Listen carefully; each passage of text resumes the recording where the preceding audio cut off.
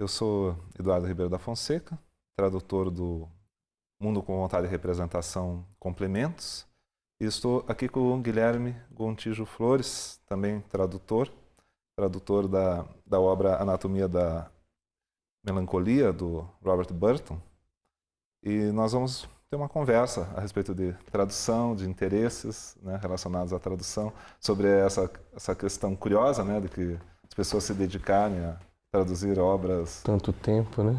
antigas, né? Eu tenho uma curiosidade inicial, uma coisa assim que me atrai muito no Burton, é exatamente essa perspectiva dele, né? Que ele vai entretecendo referências que ele dispunha na época dele, para formar um livro que, vamos dizer assim, é um livro bastante amplo, né? Muito diferente da perspectiva reducionista da ciência do século XIX, né? A ciência que começa, vamos dizer assim, a nos tornar especialistas, né? E é uma obra muito aberta, muito cósmica, né? Eu queria, você como tradutor, você deve ter tido eu me percebendo também como tradutor, né? Você deve ter tido uma experiência muito interessante, né, com esse tipo de... Eu acho que ler Burton é um aprendizado bem amplo e inesperado, né? Eu tenho a sensação de que no tempo do Burton já havia uma tendência para um fechamento dos saberes, porque ele abre a obra falando que ele é um teólogo, mas está se metendo no campo da medicina. Na verdade, ele vai se meter em muitos campos, né? Mas ali pedindo vênia para poder entrar num campo que não é o dele. Depois ele vai demonstrar que ele tem muito saber nesse campo, porque ele não precisava ter pedido desculpas. Mas de algum modo me parece que ali ele já está anunciando que isso que hoje a gente vive, talvez extremamente, já estava começando a ganhar forma ali no século XVII. Mas é uma figura enciclopédica, né? De tentativa de um saber que permeia a medicina, a teologia, geografia, sociologia, se a gente for pensar, ou até antropologia, literatura, muita literatura. Mas aí eu posso até trocar a pergunta, né? O Schopenhauer, acho que é uma figura do mesmo tipo, né? Para poder fazer o pensamento dele, ele não parou num campo restrito. Precisa falar do... o curioso é isso, essa situação pendular, vamos dizer assim, porque, por um lado, ele se pretende o filósofo de um pensamento único, fundado no conceito de vontade, e, por outro, ele é um filósofo cósmico também, né? Não só no sentido de uma vontade cósmica, mas do ponto de vista de um homem de muito conhecimento geral, né? Ele era os dois são aquele tipo baudelairiano, né? O homem de conhecimento geral, né? Não o especialista, recusado, né, pelo Baudelaire. Embora ele se pretenda o fundador de um pensamento único, ele cria um pensamento multifacetado que depois vai inspirar o Nietzsche com esse conceito de perspectivismo, né? Ele aborda, por exemplo, o mundo com vontade e representação de 4 pontos de vista diferentes. 2 pontos de vista a respeito da vontade, 2 pontos de vista a respeito da representação. E um deles a respeito da arte, onde ele, como a gente vinha comentando antes de entrar no ar, a ideia de uma arte como coisa objetiva e a ciência como algo da subjetividade, né? Por quê? Porque está lidando com os interesses humanos, então as pessoas elas ficam imediatamente subjetivas. Enquanto na arte parece que tem um descolamento dessa realidade cotidiana que atingiria na opinião dele, né, uma objetividade maior. A experiência da arte está ali meio que para todos, né? Então ela tem uma objetividade que o cientista não pode ter. E curiosamente é uma coisa que a abre também, né? E esse amor pela arte, para ele, colocando a arte, né, como instância suprema, é uma coisa bastante original para a época e que ocasionou a primeira recepção do Schopenhauer, né, que foi entre artistas. Os filósofos adotaram ele depois. A primeira recepção dele é entre artistas, isso eu não sabia. Eu cheguei através de um artista dos que eram leitores do Schopenhauer, que é o Strindberg. Ao traduzir Strindberg, eu conheci Schopenhauer. Por quê? Porque eu fui ler as autobiografias do Strindberg. August Strindberg escreveu 3 autobiografias, e numa delas, chamada O Inferno, onde ele retrata a existência, né, como um inferno, a vida dele naquela época em que ele estava escrevendo, traduzia a peça chamada Rumo a Damasco. Né? E nessa época ele já tinha tido 5 casamentos, tinha um monte de pensão para pagar. Estava um inferno. Estava um inferno de fato. Daí ele sai da Suécia e vai para a França. E a narrativa dessa terceira autobiografia você passa aí. E aí ele comenta, por exemplo, a respeito da identificação dele com Schopenhauer, né? Desse ponto de vista do pessimismo schopenhaueriano, por exemplo, né? E esse interesse pela metafísica do belo, né? Agora, em relação à questão da melancolia, tem algumas coisas interessantes, né? Porque exatamente, né, a visão que a gente tem hoje em dia do processo da melancolia, ele abre muito exatamente utilizando a arte, né? E a filosofia. Isso é uma coisa curiosa, assim. Das passagens que tem ali na Anatomia da Melancolia, o que você acha mais interessante desse ponto de vista, assim, da compreensão da melancolia como um processo mais abrangente do que essa visão atual reducionista da ciência? Eu acho que é basicamente essa abertura, para mim, é o grande ponto positivo, porque para os antigos, penso lá para os antigos gregos mesmo, o Aristóteles tentava explicar uma hora nos problemas atribuídos a Aristóteles, por que os homens muito inteligentes tendem a ser loucos. E ele vai passar pela ideia de melancolia para tentar vincular isso. Então já tem uma imagem de que a melancolia, como um dos humores que fazem parte do ser humano, junto com o sangue, a bile, a fleuma, é um destempero, quer dizer, você está com alguma coisa em excesso que gera coisas anormais. Tem esse lado positivo, a pessoa fica talvez mais reclusa, mais fechada sobre si mesma, mas ao mesmo tempo ela passa a ter um ponto positivo do melancólico, que seria a capacidade de dedicação intelectual a algum objeto, muitas vezes uma tendência maior para reflexão. Se há uma tendência de fechamento, essa reflexão também produz pensamento. Então há uma vinculação da melancolia que é positiva com as artes, com as ciências. E eu acho que nosso pensamento atual aproxima muito a melancolia da depressão. E para a gente a depressão não tem ponto positivo, a não ser que a gente pense em alguma espécie de glamour estético, né, da figura adoentada. Mas fora isso, a gente não tende a ver uma positividade. E o Burton, ele coloca esse espaço assim, mais terrível da melancolia, ele dá o nome de desespero. É quando há uma perda total da esperança na vida e que aí o ser humano começa a apontar para o suicídio, ou para a recusa total da sociedade. E aí ele vê como um momento em que é perigosíssimo porque a vida está em jogo. Mas até antes disso, a melancolia ela permite o humor, ela permite o xiste. O próprio Burton se descreve como um melancólico e é um livro muitas vezes hilário. Então, essa figura melancólica, ela me parece muito mais ambígua, mais próxima do Hamlet, do Shakespeare, que é uma figura que muitas vezes está zombando dos outros personagens. Então, capaz de não se prender a um estereótipo. E eu acho que a nossa melancolia contemporânea, ela tende para uma simplificação, que também é uma simplificação biológica, né? Uma tentativa de explicar e medicar a partir de procedimentos menos variados.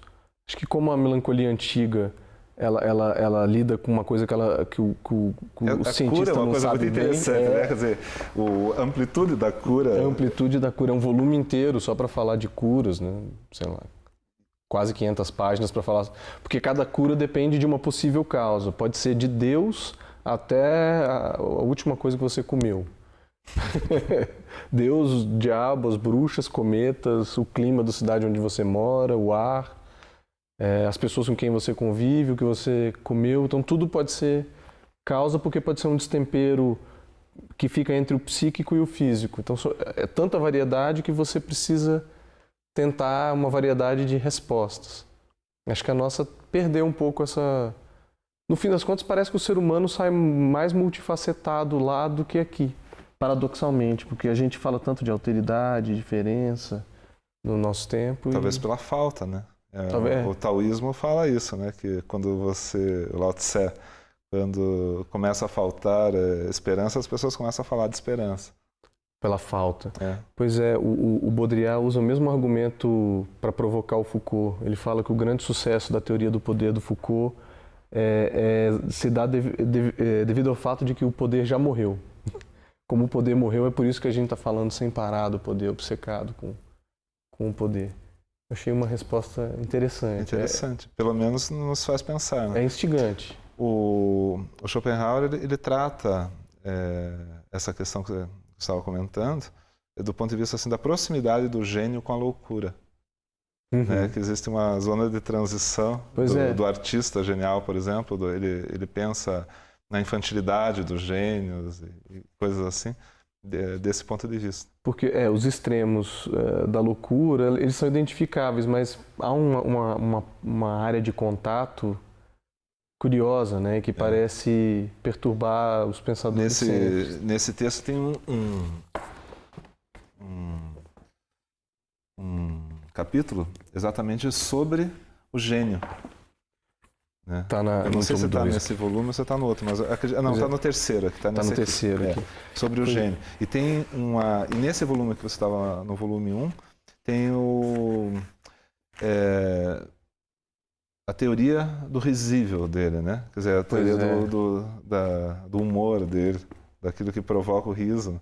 E ele fala de um contraste entre representações intuitivas e abstratas, ou seja, entre conceitos e a nossa percepção imediata, sempre como um elemento relacionado com o humor. E talvez essa percepção que a gente está aqui conversando, essa percepção do Hamlet sobre a realidade, tenha um pouco dessa relação, né? Um contraste entre essa vida cortesã e aquilo que ele enxerga por trás das relações. O efeito do cômico está... que do ponto de vista dele, já como melancólico, as regras sociais que a maioria considera normais perdem o seu caráter de normalidade, então elas podem se tornar risíveis. E problemáticas, né? Exatamente porque devido à percepção mais aguçada, característica de uma amplitude maior, uma profundidade maior, você percebe mais graça nas coisas, mas também um lado um tanto mais pesado da realidade, né? Por conseguir enxergar um pouco mais ao fundo das relações, e você perde aquela característica talvez mais, enfim, mais leve, né, da pessoa que não pensa muito, que não reflete muito, talvez sofra menos no primeiro momento, mas talvez seja arrebatada pelo sofrimento sem perceber, né, em algum outro momento, enquanto a pessoa que reflete mais convive mais também com o peso do sofrimento. Essa é a opinião do Schopenhauer. Sim. Que é um ônus da reflexão. É o ônus da reflexão. Isso aparece no primeiro volume do Burton, que é esse mesmo que está aí. Ele assina como Demócrito Júnior. E ele faz questão de contar a história do Demócrito, filósofo grego, que começou a frequentar, quando ele frequentava a cidade de Abdera, ele ria muito e gargalhava, e as pessoas acharam que ele enlouqueceu, né? Ele perdeu o fio da meada. Então, há uma série de cartas atribuídas a Hipócrates, o grande médico, que teria ido lá a pedido do povo para ver se Demócrito teria enlouquecido de fato. E depois de conversar um tempo com Demócrito, ele percebe que não, Demócrito está completamente são. Ele ri exatamente porque ele tem essa percepção. A realidade é que é uma tragicomédia. A realidade é que é uma tragicomédia. E aí o Burton equilibra essa figura do Demócrito que ri dos grandes problemas, porque percebe que aquilo não faz sentido, o modo como o ser humano vive, com a figura do Heráclito, que estaria sempre chorando pela mesma percepção. E que eu acho que isso lida com essa possibilidade do peso, do ônus da reflexão. Que é o conflito Nietzsche-Schopenhauer também. É verdade. O Nietzsche está se esforçando, né, para recusar o pranto, né? Para rir diante do... Agora, deixa eu te perguntar um pouquinho, que como, né, a gente não vai poder ficar aqui, apesar de ser tão agradável, não vai poder ficar o dia inteiro conversando. Como que foi para você esse processo de traduzir Burton, né? Porque você tem uma coisa que é peculiar a esses dois trabalhos, né? O teu e o meu, é essa dedicação que é necessária, né? Quer dizer, quanto tempo você levou fazendo? Como é que foi esse processo para você? Olha, foi longo, imagino, depois eu queria que você falasse do seu também. Para mim foi longo, foram quase 4 anos, porque tendo que, né, conviver com o trabalho de professor e pesquisador, não deu para me dedicar exclusivamente a isso. Então, no tempo que a gente vai se organizando. Para mim, o grande trabalho foi a demanda estética de traduzir o Burton, porque na Inglaterra e nos Estados Unidos, nos países de língua inglesa em geral, ele é lido mais ou menos, foi assim que eu tentei me abordar para eu entender qual é a importância dele para os países de língua inglesa, ele é lido mais ou menos como o Vieira para a gente. Então, o Vieira está escrevendo originalmente sermões que tem um lugar muito específico para serem apresentados, tem uma função religiosa específica, discussões teológicas também específicas e, no entanto, ele pode ser lido como literatura de língua portuguesa porque, para além das várias discussões que ele apresenta, também é um escritor de marca maior. É um objeto de leitura que interessa por si só.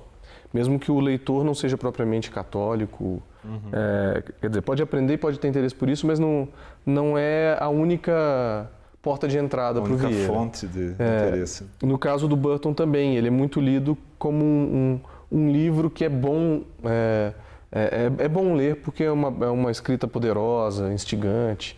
Também tem marcas que a gente pode chamar de barrocas, embora teoricamente não haja barroco na Inglaterra. Então, para mim, o grande desafio... Mas quem pode impedi-lo de ser um tanto barroco? Pois é. Em termos de datação, ele poderia ser perfeitamente barroco e o estilo, a meu ver, é muito barroco. Períodos longos, referências complexas, uso... hiperbólico, mistura do oral com o hipererudito, por aí vai. Mas, então, para mim, foi tentar dar para o leitor um efeito... que fosse literário, que gerasse um prazer de leitura pelo modo da escrita. E, para mim, eu decidi fazer um esforço também diacrônico. Eu inventei um português que não existe propriamente em nenhuma época da língua portuguesa, mas que pudesse dar ao leitor uma sensação de que também, esteticamente, essa obra não foi escrita agora. Eu usei como contraponto à minha tradução uma versão francesa, que é muito cuidada, muito minuciosa, mas é uma tradução atualizando. E a sensação que eu tive lendo a edição francesa foi a de que ficou parecendo demais um tratado científico moderno, muito contemporâneo nosso. Então, muito daquela estética barroca, dessa mistura de gêneros, estilo, foi apagada por uma busca por clareza. Eu decidi arriscar o limiar da clareza em nome de uma tentativa de recriar um ambiente semelhante, só que na nossa língua portuguesa atual. Na nossa língua portuguesa. Eu queria também que você dissesse, porque o Schopenhauer, além de ser também, né, 2 volumes longos, é um esteta, é um filósofo. O interessante é lidar com a língua alemã, né? Que a língua alemã ela tem peculiaridades. Então você fica com vamos dizer, uma dificuldade extra, que nós não temos muita familiaridade, né, em língua portuguesa com o idioma alemão. O idioma inglês até, digamos, temos uma familiaridade maior. Mas há um abismo cultural, vamos dizer assim, maior, e também um abismo relacionado à época. Já existe muito mais conteúdo científico, propriamente dito, nessa obra do que seria possível no Burton, em função do universo no qual ele estava inserido, né? Então, o Schopenhauer ele faz essa obra de propósito mesmo, se envolvendo mais com a ciência, para mostrar que a metafísica dele é justificada pela ciência, pelas descobertas da ciência. Que tudo aquilo que está ocorrendo em termos científicos é possível trabalhar do ponto de vista da metafísica dele, mostrando, especialmente de um ponto de vista fisiopsicológico. E do ponto de vista estilístico, ele é efetivamente um estilista do idioma alemão. É um escritor que é preocupado em escrever com clareza, mas que tem, por exemplo, metáforas belíssimas e que era necessário recriar em língua portuguesa também. Então, o meu caminho como tradutor foi sempre ficar numa tentativa simultânea, né, de manter o ambiente da linguagem original, só que em português, tentar colocar um pouco desse estilo original da linguagem, só que tentando recriar isso em termos de idioma português. E traduzir certas questões, né, certas palavras e certos termos que não existem, que são termos que você não encontra Pois é, o alemão tem uma especificidade de vocabulário que não está presente no português. Então você sempre vai ter que trair algum aspecto daquela riqueza e expor uma outra. E então eu me apoiei muito em notas. Muitas vezes, quando eu tive essa dificuldade específica, colocando a própria palavra e as diferentes acepções da palavra em notas para explicar melhor o porquê que eu optei por determinadas palavras e não por outras, por exemplo, nos termos mais importantes, né? Pois é, na minha dissertação de mestrado, que já era sobre tradução, era sobre as elegias de Sexto Propécio, em algum dado momento eu aleguei que a nota era o fracasso do tradutor. Eu retomei isso na minha tese agora recentemente, dizendo que eu estava errado. Eu acho que cada vez mais que a nota de rodapé é um triunfo. É um triunfo, é um momento em que você, além de traduzir, você ainda pode ampliar, né? E ao mesmo tempo quebrar aquela ilusão que o leitor tem de que ela está lendo o texto original, como se aquilo fosse uma garantia, né? O texto já é uma leitura sua. Nesse momento que você dá a nota, além de você estar ampliando os seus recursos, você ainda está meio que anunciando para o leitor, né? Olha, se você quer saber mais sobre Schopenhauer, há muito mais no mundo do que a tradução. Do que o que eu consegui representar. Do que a sua representação. A pessoa pode querer aprender o alemão também, pode ler livros a respeito. Mas eu ia perguntar uma coisa sobre léxico no Schopenhauer. No meu caso do Burton, eu traduzi uma obra, é a primeira vez que está sendo traduzida em português, então não havia... nesse caso também. Não, eu sei, mas esse livro é específico. Vamos dizer. Esse livro eu sei, é a primeira tradução, e importantíssima. Mas o que eu ia falar é outra coisa. Eu traduzi o Burton pela primeira vez, então não havia um léxico do Burton em português, quer dizer, palavras do Burton já espalhadas pela língua.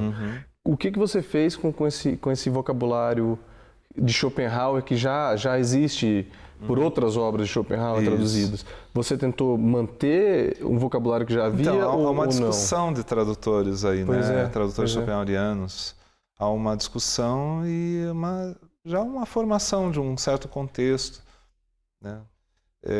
Em grande medida você acaba adotando especialmente no vocabulário bem específico do Schopenhauer, da filosofia dele, você acaba adotando uma tendência, né? E verdadeiramente, há coisas que você já aceitou dessas tendências, você acaba adotando na prática, ou tomando posições novas. No meu caso, como eu venho originariamente da psicanálise, né? Então, eu tenho uma leitura que muitas vezes as leituras exclusivamente filosóficas não têm. Então, eu adoto algumas ousadias em alguns momentos para tentar também demonstrar certas teses minhas. Então, o uso da palavra, muitas vezes, ele encobre uma proposta, né, de leitura, às vezes bem ousada, assim, que ela provoca uma certa precipitação, né, no próprio, né, no próprio vocabulário, uma precipitação que pode não ser percebida pelo leitor, mas que para alguém que, por exemplo, está acostumado a ler as traduções em geral do Schopenhauer para o Brasil, que já existe uma certa tradição agora, vai chamar a atenção. Uma das palavras que vão, em algum momento, soar estranhas é a palavra Geist, né, que é espírito. Eu sei que é espírito, em muitos momentos eu traduzo como espírito, mas algumas vezes eu traduzo como psíquico, como psiquismo, num contexto específico em que ele está usando a coisa para falar do psíquico. Que aí já é uma leitura ousadia, voltando via psicanálise mesmo. Mas daí a estratégia que eu utilizo, nesse caso, como é um livro de filosofia, em geral eu coloco os termos ou problemáticos ou os termos importantes da filosofia dele entre colchetes também, o original em alemão, para dar essa liberdade para o leitor também de discordar da tradução. De discordar. Porque nesse caso é difícil. E você acabou de botar uma coisa super, super interessante que acontece por causa da tradução.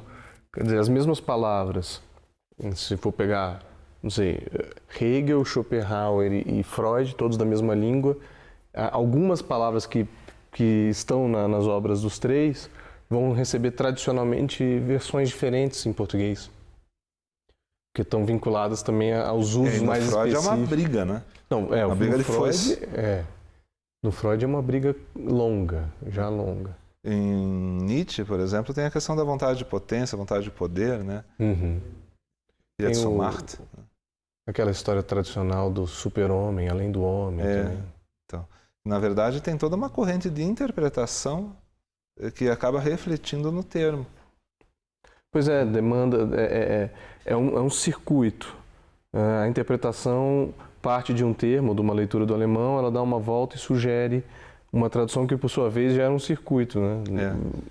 Ler vontade de potência ou vontade de poder, o leitor de primeira viagem, ele já vai ter uma imagem de interpretação ali, de onde ele vai começar o circuito dele. E é interessante pensar a posição do leitor desse ponto de vista, né? Que por um leitor por exemplo, no caso da tua tradução, um leitor de língua inglesa, né? Um falante de língua inglesa, e no meu caso, um falante de língua alemã, nativo, né?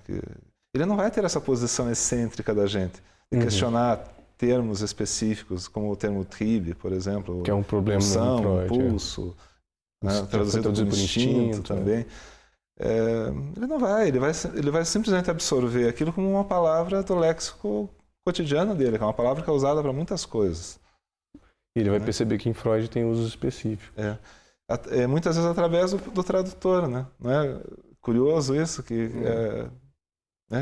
problematiza a língua do outro, né? Pois é, tanto que aqui a gente, pelo menos o que eu mais vejo na psicanálise, nos círculos, é pulsão, que é uma palavra que não está no nosso uso cotidiano. É um neologismo. E que é uma coisa, digamos, muito mais contemporânea do que o Freud, do que o Schopenhauer, do que o Nietzsche, que usaram essa palavra no contexto da língua alemã, né? E que eles mesmos, às vezes, usavam a palavra impulso em francês para se referir a essa palavra. Ou seja, eles tinham uma visão disso como impulso e não como pulsão. Por quê? Porque isso foi criado pelo Laplanche em 46, né? Traduzindo Freud para o francês. Né? Porque ele já tinha feito uma escolha anterior para traduzir um termo intermediário como impulsion.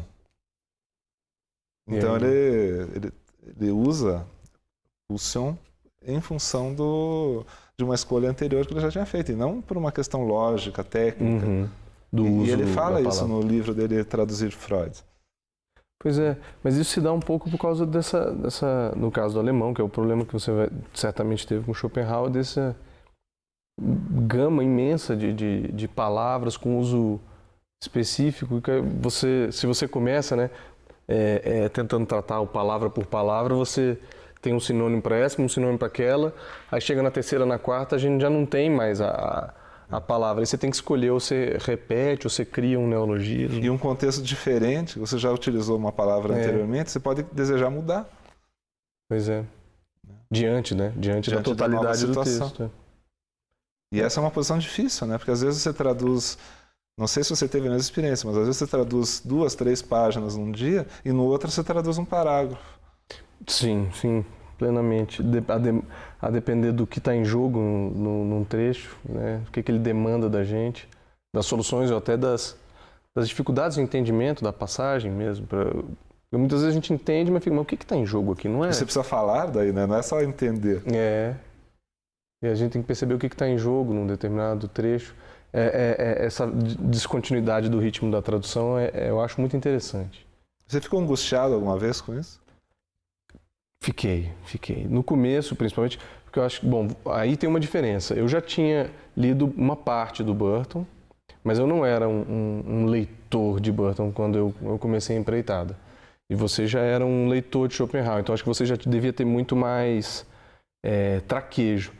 Para mim, eu precisei ir inventando esse estilo do Burton e também ir aprendendo na minúcia algumas coisas que, quando a gente é só um leitor esporádico de uma obra, a gente deixa passar coisas que não estão ainda muito claras, né? Então eu comecei no início, principalmente, a tradução era muito lenta por causa desses embates e tentar tomar algumas decisões. Eu percebi que determinados termos estavam se repetindo regularmente, então eu precisava tentar criar uma recorrência de alguns usos lexicais que eu estava começando a perceber que eram mais importantes para o Burton. Foi uma coisa, foi um desafio no andamento. Então, em vários momentos eu precisava parar tudo e rever a parte inicial. Era isso que eu ia te perguntar, porque isso ocorreu comigo também. Os primeiros capítulos foram os mais revisados em função desse processo. Porque quando a gente está lá mais adiante, precisa retornar. A experiência com com o próprio texto revela coisas que no início não eram nem um pouco claras, né? Sim. E níveis de leitura que você não tinha no início, pela profundidade do próprio processo, né? No meu caso, eu ainda tive uma escolha que eu tive que fazer no início, e que eu já estava no meio do segundo volume quando eu decidi oficializar, que era em caso de palavras, que ele estava usando uma palavra em inglês que hoje já tinha perdido aquele sentido e tinha recebido outro. Eu decidi passar a usar em português uma palavra também que já perdeu o seu uso, para criar esse efeito que eu falei de você ver na língua essa metamorfose. Então ele usa, por exemplo, temperatura, que para a gente é muito específico, é para calor, é para avaliar calor, e que para ele está ligado com a raiz de temperar, né? De estar temperado. Então a temperatura do corpo para ele... Equilibrado, equalizado. É o equilíbrio do corpo. No começo eu estava traduzindo para o que o leitor entendesse. Depois eu comecei a perceber que tinha um uso tão constante desses usos, e que esses usos, na verdade, tinham a ver com o próprio modo. Tem várias palavras que ele usa, até na própria definição dos tipos de melancolia. Exato. Espírito é um conceito muito específico que não tem nada a ver com Geist, que é renascentista, que é uma partícula sutil que ficaria entre o físico e o espiritual e não identificável a olho nu. Aquilo é espírito, né? Que é um conceito que tem, por exemplo, em Descartes também. Então eu comecei a perceber que essas palavrinhas, várias, não todas, também não é não é um dogma, mas que várias delas, atualizá-las seria perigoso, porque eu perderia esse modo de funcionamento do pensamento do século XVII. Pensar que isso que pra gente hoje o que é a temperatura do corpo pra gente? É o calor, mas é o calor adequado, né? Aí a temperatura está alta, quer dizer, está destemperada. Para ele, isso funciona em outras coisas também, em outros âmbitos. É o âmbito, a temperatura do dia pra gente também, né? Aí a gente focalizou em calor. Mas eu fui ver que não, o uso em português mais antigo autorizaria esse mesmo uso. Ele usa temperature, eu usei temperatura. Algumas desse tipo. Então eu não entrei no embate contemporâneo de como traduzir, porque não havia outros tradutores de Burton com quem discutir, mas eu tive que tomar algumas decisões lexicais na escolha diacrônica, se eu ia pegar palavras que ficassem mais próximas lá daquele original ou se eu tentava trazê-las. Mas aí eu usei a nota de rodapé também como arma, recurso, né? Sim, eu não simplesmente coloquei a palavra temperatura lá. Deixa eu explicar o que é temperatura. Porque isso aí amplia e proporciona a discussão, né? Agora, a gente está chegando mais para o final do programa. Tem uma coisa que eu não quero deixar de comentar aqui, que é a questão da nossa editora, né? A editora UFPR. Eu tive uma experiência com a editora, principalmente com o professor Gilberto de Castro, de extrema, digamos assim, cooperação para que a gente tivesse um resultado determinado assim que fosse bastante apropriado do ponto de vista do tradutor. Ele me deu muita liberdade de trabalho. Você teve a mesma experiência? Tive. Para mim foi... Eu tenho a sensação que só daria para traduzir o Burton com a FPR, para ser sincero, porque uma liberdade muito grande e depois também na hora de editar o livro e dar forma física a ele, uma possibilidade de dar opiniões, sugerir soluções. Uma abertura muito grande. Uma abertura muito grande. Eu tive poucas experiências do gênero na minha vida. Pois é. Assim, por isso que eu resolvi comentar a respeito disso, porque em forma de homenagem mesmo. Eu acho que o fato, né, a gente tem que mencionar isso também, né, tanto da sua tradução quanto o meu livro autoral, né, do Psiquismo em Vida, terem proporcionado o Jabutis, né, para a editora. Acho que isso foi uma coisa que coroa muito mais o trabalho do Gilberto, né? Não sei se você tem essa... Eu acho que o Gilberto teve uma visão muito boa. Ele podia atrapalhar a gente, né? Podia. Mas eu acho que o interessante das editoras universitárias, e aí quando ela tem um editor que está dedicado, como foi o caso do Gilberto, para você e para mim, ela corre o risco de um livro que talvez as editoras maiores não tenham tanto interesse, e depois se revela que aquele livro tem importância, né? Não é à toa que o seu ganhou o prêmio, que o Burton ganhou o prêmio, e que a gente espera que o Schopenhauer também ganhe. Seria bom. Seria muito bom. Eu penso assim, esse livro, ele precisaria realmente ter uma projeção, não... nós somos, vamos dizer assim, as pessoas que proporcionam isso, né? Veículos, vamos dizer assim, meios, né? Mas porque é um livro que ele é desconsiderado historicamente. O Burton, eu acho que ele teve mais a repercussão, assim, teve mais tempo também, mais séculos à sua disposição, para o livro se consolidar mais, né? E esse livro do Schopenhauer é um livro que ainda, especialmente entre o público de língua portuguesa, com certeza, mas o público contemporâneo conhece pouco. Mesmo de língua alemã? Mesmo de língua alemã. Ele precisa uma divulgação maior devido às ideias contemporâneas que ele tem. Interessante pensar por esse lado. Eu não sabia que ele tinha uma... Quer dizer, imaginava que ele tinha uma recepção menor do que a primeira parte do Mundo como Vontade de Representação. Mas isso é importante, que aí, além de ser um processo de divulgação e ampliação do público, é também a de releitura lá para o original, né? Reapresentar a importância da obra também na sua língua mãe. Pois é. Revivê-la no próprio idioma também, talvez por repercussão negativa. Acontece isso. Muitas vezes o fato de uma determinada obra que não é tão lida na sua língua original receber uma tradução... Um feedback, né? Os falantes da língua materna param para prestar atenção. Mas por que estão traduzindo, né? Por que você fala tanto a respeito? Por que começaram a falar dela? Acho que a gente precisa ler também. Gostaria de agradecer, então, a companhia do Guilherme, para nós falarmos a respeito das traduções do Burton e do Schopenhauer, e agradecer também ao público, né, e desejar que as pessoas possam se interessar e ler esses livros, né, que a gente ama tanto. Eu que agradeço pela possibilidade de conversa com você, Eduardo. Um prazer. Tá certo. Obrigado.